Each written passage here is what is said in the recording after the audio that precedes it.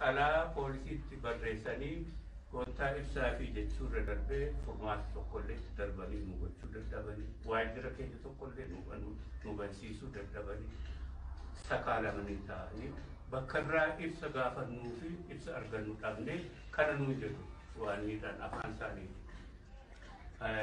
Human Rights Commission kan fakkaataa fi deemsa achis karaan keenya waajjira abbaa alangaa yeroo yeroodhaan alaagaachini. Isa kana keessatti egaa Oromiyaa keessatti yeroo fuunee ilaallu dadhabinsi walii galaa wal sakaalee jiru mootummaa Oromiyaa keessa jira. Murtii kan hin kennine eenyuun hidhaa kan hin beekne, maaliif hidhamaa kan hin beekne, maaliif ajjeefamaa kan hin beekne.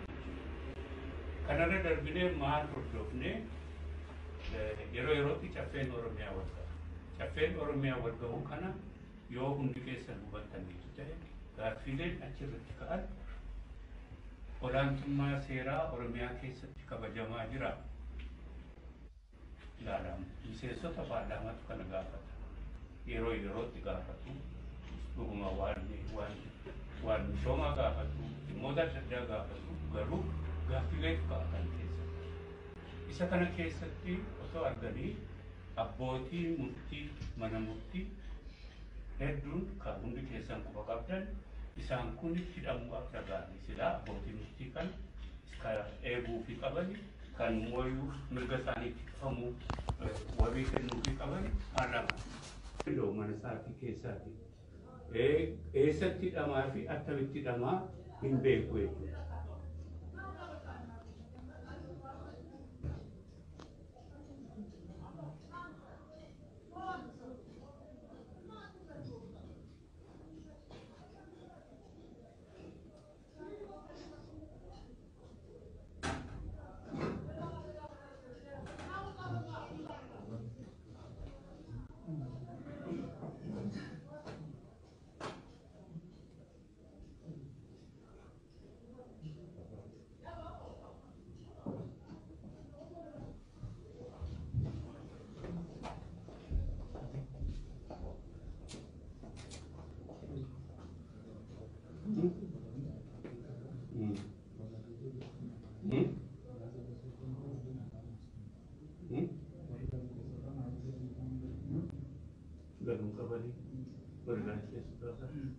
Santo Cadera.